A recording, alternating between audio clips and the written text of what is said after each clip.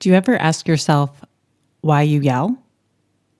And is the answer because of how you were raised, your childhood? I'm here to tell you it's not your childhood because of neuroscience and also because of my husband. You're listening to the Bear in Mind Podcast, episode 151. A podcast that breaks it down so you can break the cycle for good. Now, your host, Tara Rama, but you can call her T. We're going to talk about my husband's family. Won't that be fun? My in-laws. And so it's interesting because I grew up in a household where there was yelling. And my mom did the yelling. So my father did not. And then when I would yell when I was angry, I didn't do it a lot, but I would get to a certain point and there'd be a really, maybe a small trigger, and then I would explode. So it wasn't continuous yelling. I would be relatively calm for long periods of time, and then I would yell. And then after becoming a parent, I was yelling a lot more. It was happening frequently. And one of the things that I told myself is, well, this is how I was raised. I was raised with yelling. I yell today because of my environment growing up. And that was the reason I gave myself until I did a bunch of work and I couldn't understand some of the mechanics of it. But what was interesting is now that I have stopped yelling, meaning I haven't 100% stopped yelling, but it's very rare that I yell today. And when I yell, I always have some reflection and I understand why. And then I can course correct from it. And it never bogs me down. However, my husband yells, and in his family, there's no yelling. He told me in his childhood, nobody yelled. I've been around my in-laws for numbers and numbers of years, holidays, etc.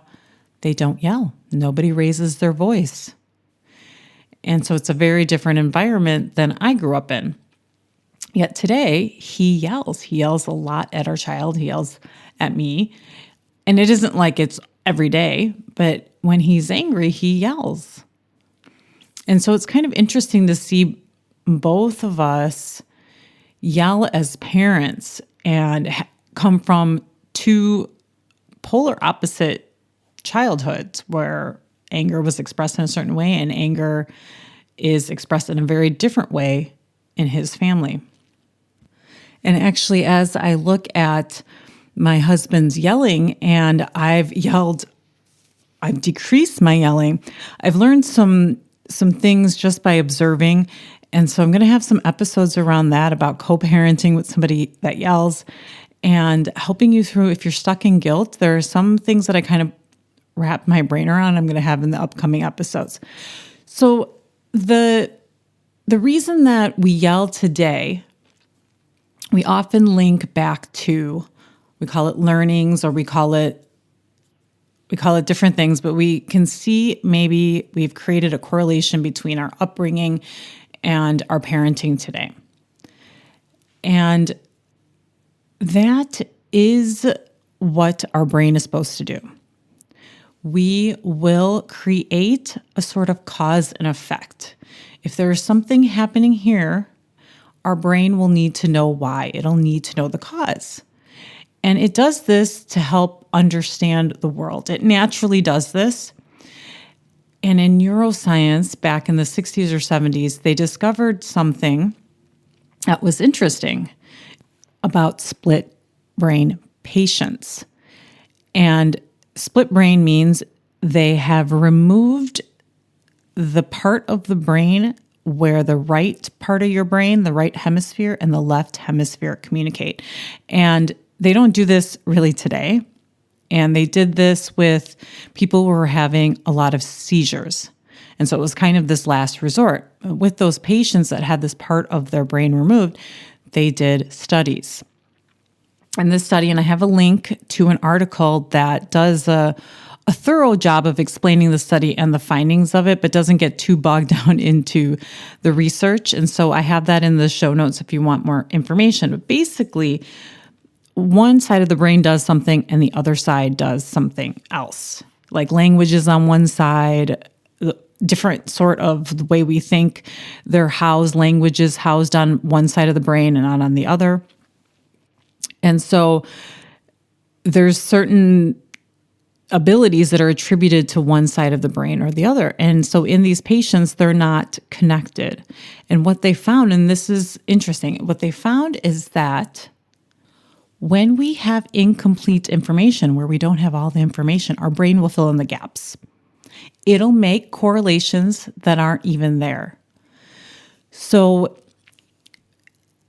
there's an example that I read in a book. It's another book, not directly linked to the study. So the patient saw the word walk. And then they did this instruction. They sent it to the brain, where the brain would then get up and go walk. And then the patient was asked why they walked. And they came up with a reason. I got up to go get a drink. Even though there was nothing given to them about this reason, the patient made up a reason. Even though their brain was split, they kept filling in information that wasn't given to them.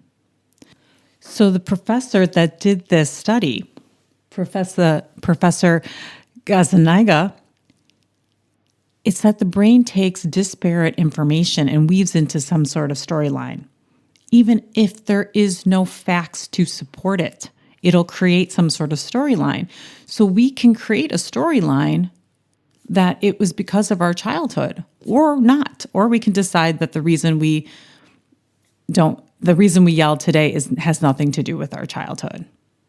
And I will tell you that you will have more success in Stop Yelling when you let go of that story. The story that your brain has weaved as to the root cause of your yelling, and to go back into your past and say, this is the reason I am today. You will increase your success of Stop Yelling and also changing other behaviors that you want to change. Our brain has naturally decided to take certain experiences and make a connection, make a correlation. We do this all the time. My friend didn't get back to me because they're so busy. We start to make up stories, and that is to our benefit. It is to make our brain efficient instead of hunting down every single data point. It wraps it up into a nice little story and says, okay, and then you can just put it away and say, this is the reason, and then you don't have to really look at it. But when you come back to it and you look at it and you question it, that's where the real change is. Where you say, well, is it really my childhood? Is it because my mom behaved this way? My mom yelled at me that today I am yelling. And I'm going to leave you with that question. Like, how much of that story do you want to, let me say that again.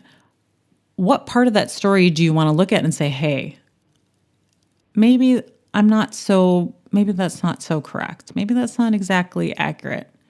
Because when I looked at the story, and I look also at my husband's family, like the way he grew up, it started to poke a hole. Like, wait a minute, a parent yelling does not lead to a child then becomes a parent to their yelling.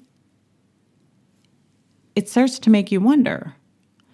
And you can let go of that and freely look at your own behaviors. And the story that I have for myself today, it's not that I negate my childhood and it has not influenced me. I believe that there are influences. The story that I decided intentionally to create, which means I'm going to tell my brain, because you can tell your brain whatever story you want, and that is so wonderful. Instead of telling it a crappy story, I'm going to tell it a better story. Because my mom is not responsible for all of my faults as a parent today, nor is she responsible for all of my successes as a parent today. And so what I understand from looking at how my husband was raised and how I was raised is that they handled anger in a certain way. My mom yelled, and his family handled anger in a way that I don't agree with. It wasn't a way that I want to show up to handling my anger with my child. And so all I can say is, yes, I did learn some things along the way. I did learn some things while my brain was developing. But the reason today for my actions are really down to what I'm currently thinking, even what I'm currently thinking of the past. So my actions are coming from some emotion I'm experiencing today, not from the past. That's what I tell myself. So I'm more willing to actually look at what is happening today and not go digging back into, well, if my mom hadn't done this when I made the team and she hadn't yelled at me for this, I'd be happier today. Instead, I can say, okay, what is it that led to this current situation? And I can let go of some of that story that my brain naturally wants to do. And I can be okay with that and say, okay, this is how neuroscience, this is how brains work. I'm human, but I can tell it the story that I want to tell it, that serves me in stopping to yell, in starting to do other things in my life. That's all I have for you this week. I'll check back with you next. Thanks for listening. Listen for a new episode next Tuesday by subscribing on your favorite podcast platform. Bye for now.